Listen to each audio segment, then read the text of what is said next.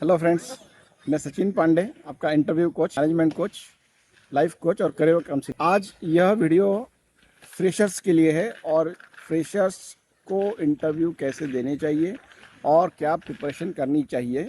इसके 10 सवाल होते हैं, जो 10 सवाल हमेशा पूछे जाते हैं। ज़रूरी 10 ही सवाल पूछे जाएंगे, 5 पूछे जाएंगे, 8 पूछे जाएंगे, लेकिन ये 10 के बाहर में कोई सवाल नहीं पूछा जाता।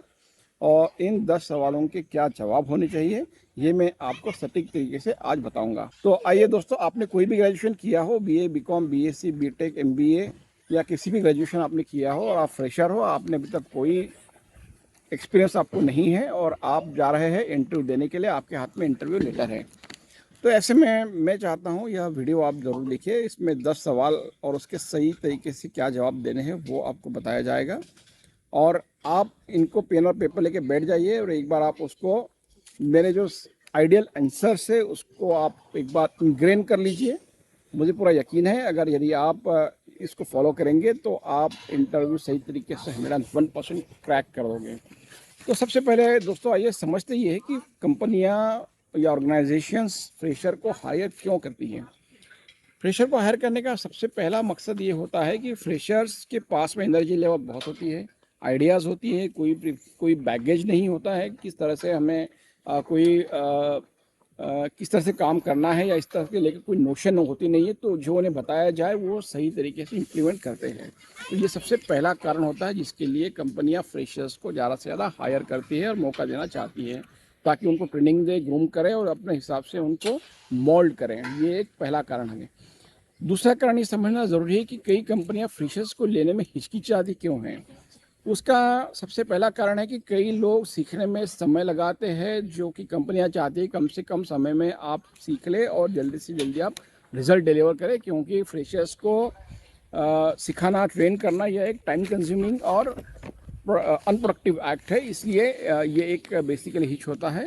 और दूसरा कारण होता है कि कई फ्रेशर्स ज्वाइन करते हैं शॉर्ट टर्म आउटलुक लेके कि भाई चलो इसको नौकरी कुछ दिन करते हैं फिर दूसरी ढूंढते हैं। तो ये माइंडसेट लेके आने वाले फ्रेशर्स को कंपनियां अवॉइड करना चाहती हैं। इसलिए आपको यकीन दिलाना पड़ेगा आपके एम्प्लॉयर को कि आप एक लॉन्ग टर्म आउटलुक लेके आ रहे हैं और एक लॉन्ग टर्म रहना चाहते हैं।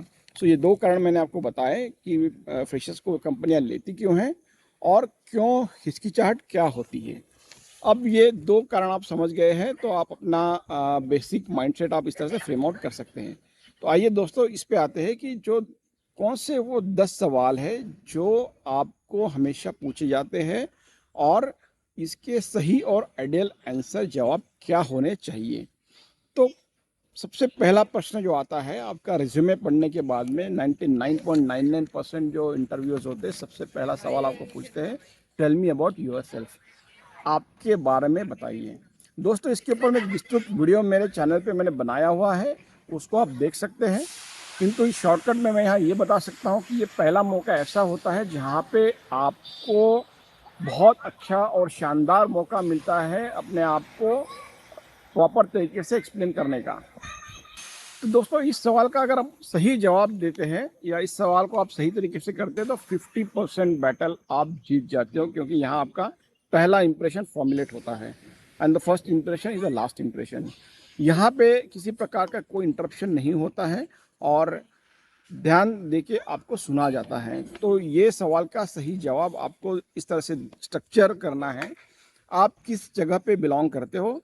फॉर एग्ज़ाम्पल मैं इंदौर से बिलोंग करता हूँ, मेरा सिक्का स्कूल में एजुकेशन हुआ है, बाद में मैंने गुजरात एजुकेशन सोसाइटी से मैंने मेरी बीएससी डिग्री हासिल की है।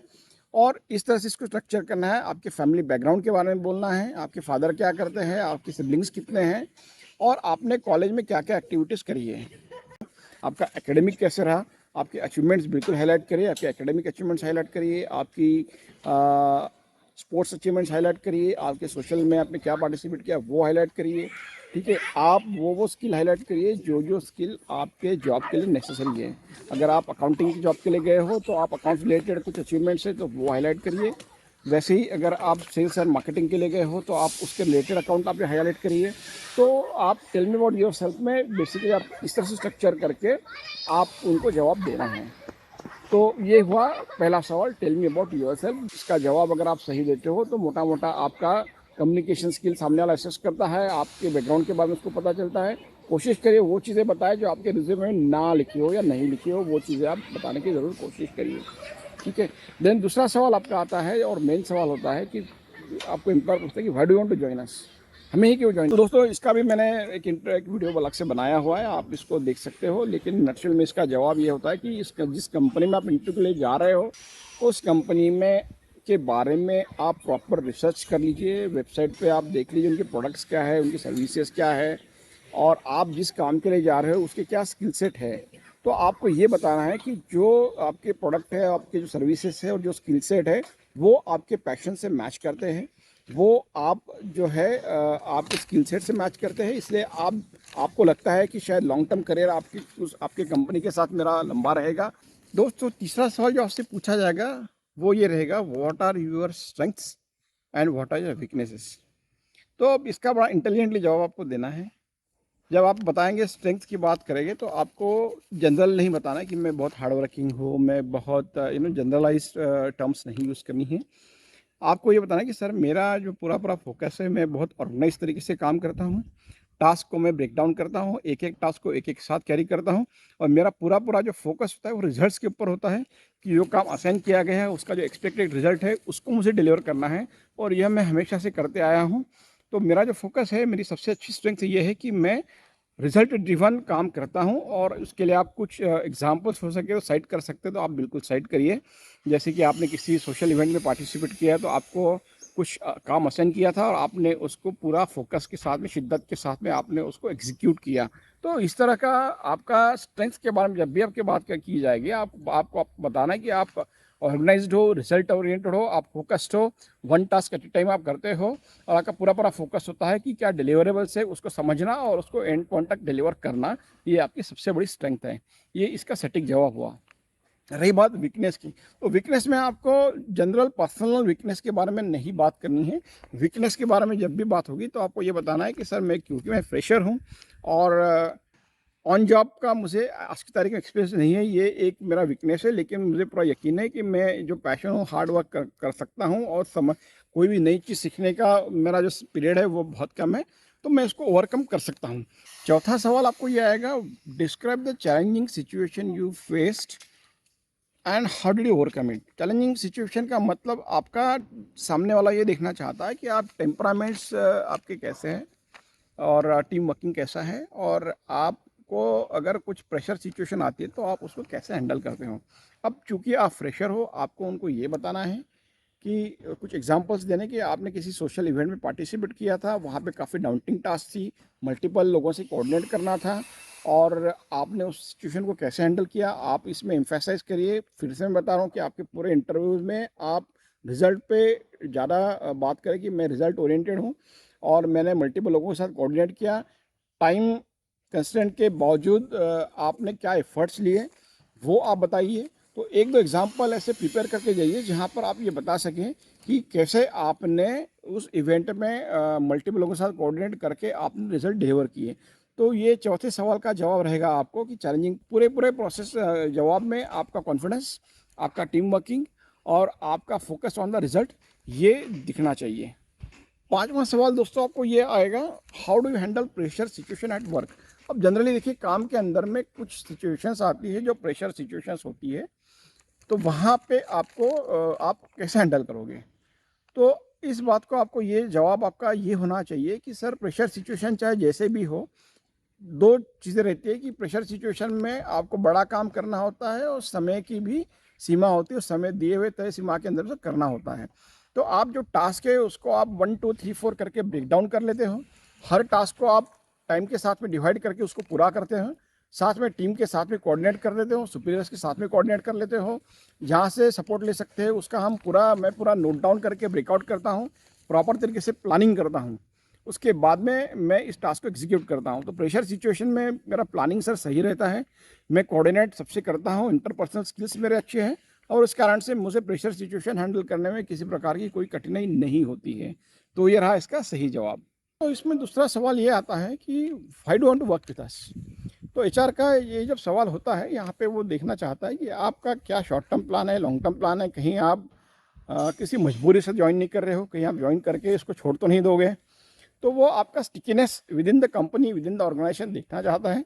तो इसका प्रॉपर जवाब ये होना चाहिए कि आपकी जो स्किल सेट है या कंपनी के जो प्रोडक्ट एंड सर्विसेज है, कंपनी जिस इंडस्ट्री में काम कर रहे हो और जिस जॉब के आप इंटरव्यू के लिए गए हो, तो उसके जो डिमांड है और आपके स्किल सेट है, दोनों सर मैच करती है कंपनी के विजन और मिशन के साथ में। मुझे लगता है कि अगर मैं मेरा अलाइनमेंट प्रॉपर है और मुझे लगता है एक लॉन्ग टर्म ग्रोथ आपके कंपनी के साथ में मैं कर सकता हूँ। So these are the 1 2 3 4 5 reasons I want to join your company. Seventh question would be, how do you handle the conflict situation at open work? Communication हो और एक कॉमन ग्राउंड फॉर्म करे that end of the day customer is the king and company के लिए customer का जो हित है वो फाइनली है। तो आप एक ओपन कम्युनिकेशन करो, सबको साथ में लेके एक मिड पॉइंट अप्रोच पे आओ, हर एक के कंसर्न को कोशिश एड्रेस करने की कोशिश करो, सर्वसमावेशक जो सॉल्यूशन है वो निकालने की मैं कोशिश करूँगा, जिससे कि कॉन्फ्लिक्ट्स खत्म हो जाए और हम लोग एक कॉमन सॉल्यूशन की ओर बढ़े। तो ये हो गया इसका सही आंसर। अब आते हैं 8वें सवाल पे, why should we hire you. तो दोस्तों ये अगेन थोड़ा रिलेटेड सवाल है और ये बेसिकली डायरेक्ट हिट करने वाला सवाल है कि भाई हम आपको क्यों लें जबकि मेरे पास 50 लोग और बैठे हुए हैं।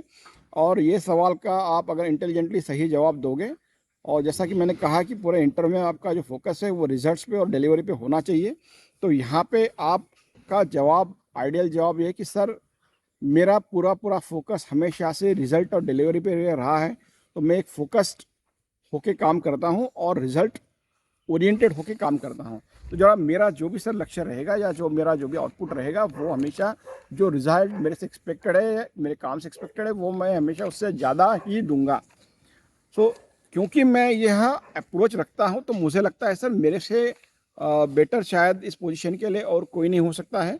और मैं हमेशा से सर ये समझता हूँ कि कंपनी में कंट्रीब्यूट करना है और ग्रो करना है और रिजल्ट डिलीवर करना है।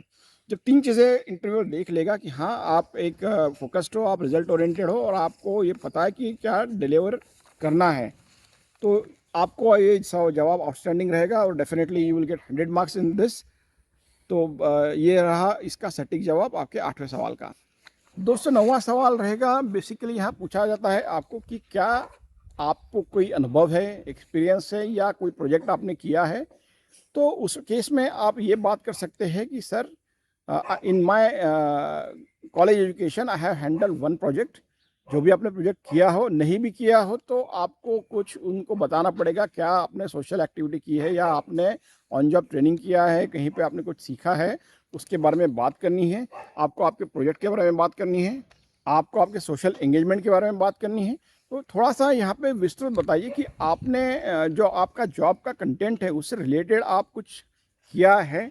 आई एम श्योर कुछ ना कुछ आपने किया होगा, तो वो आप हाईलाइट करिए कि मैंने ये प्रोजेक्ट किया है। अगर आप सेल्स एंड मार्केटिंग में जाके जॉब के लिए गए हो और आप MBA पास आउट हो तो आप बता सकते हो आपके प्रोजेक्ट के बारे में। अगर आपने बीटेक किया है तो आप आपके प्रोजेक्ट के बारे में बात कर सकते हो इन डिटेल। एंड अगर आप BA BCom BSc या अदर ग्रेजुएशन किया हो तो आप आपका सोशल एंगेजमेंट्स की बात कर सकते हो, कुछ और आपने एक्टिविटी की है उसके बारे में बात कर सकते हो, लेकिन बात ज़रूर करना। और इस सवाल का जवाब देने के लिए आप थोड़ी प्रिपरेशन करके 1-2 कुछ ऐसे वाक्य बताइएगा जहाँ पे आपने कंस्ट्रक्टिव रोल प्ले किया है और रिस्पॉन्सिबल रोल प्ले किया है, वो आप बता सकते हो। और दोस्तों आखिरी सवाल आपको आएगा, बहुत बड़ा गुगली है और इसको आपको कैसे जवाब देना है वो भी मैं आपको बताऊंगा। आखिरी सवाल ये आएगा कि हमारे लिए कोई सवाल है, do you have any question for us. यहाँ पे इंटरव्यूअर आपसे ये देखना चाहता है कि क्या आपने प्रॉपर रिसर्च किया है, आपका कोई सवाल है या आप कुछ इंटेलिजेंट क्वेश्चंस उनके ऊपर डालते हो। तो डेफिनेटली इसमें 4 या 5 सवालों के आप एक लिस्ट बनाइए और वो सवाल आप पूछिए। Thank you very much sir for giving me this opportunity to ask a question. I have few questions. The question number 1 is sir, अगर मैं कंसिस्टेंट परफॉर्म करता हूं तो मेरी ग्रोथ की क्या संभावनाएं बनती है। नंबर 1 ये एक सवाल है।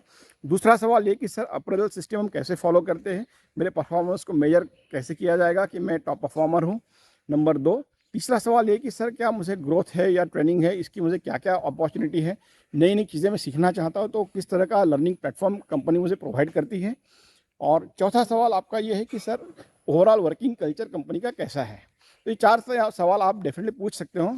नाउ इस सवाल के जवाब में आप कृपया ये ना पूछें कि सर मुझे सैलरी क्या मिलेगी, मेरे को इमोलिमेंट्स क्या मिलेगा, मुझे फैसिलिटीज़ क्या क्या मिलेगी। ये सवाल करने का ये प्लेटफॉर्म बिल्कुल नहीं है। तो दोस्तों मैंने 10 सवाल और उनके सटीक जवाब आपको बताए। आप इसे प्लीज़ पेन एंड पेपर पे नोट डाउन करिए और एक बार इसको प्रैक्टिस करिए। आईने के सामने खड़े होइए, हर सवाल का जवाब आप ऐसे दीजिए जैसे आप इंटरव्यू पैनल के सामने बैठे हो, और ये मॉक करके जाएंगे तो डेफिनेटली आपका 101% आपका सिलेक्शन हो जाएगा। Thank you very much friends. अगर आपको ये वीडियो अच्छा लगा तो आप इसको लाइक एंड शेयर ज़रूर करें और बाकी मेरे वीडियोस का इंतज़ार करें, और भी मेरे वीडियोस इस विषय पे आएंगे। Thank you very much.